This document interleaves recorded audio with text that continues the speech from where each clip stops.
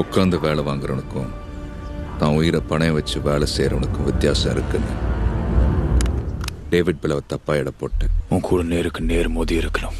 அடுத்தவனை நம்புறது தப்பு. உன்கிட்ட மன்னிப்பு கேட்க மாட்டேன். சொடு மார். அவன் என்னை கொன்னுடுவேன்னு சொன்னா அதான். ஜெயிக்கிறதுக்கு 1000 எதிரிங்களை கொள்ளலாம், தப்பில்லை.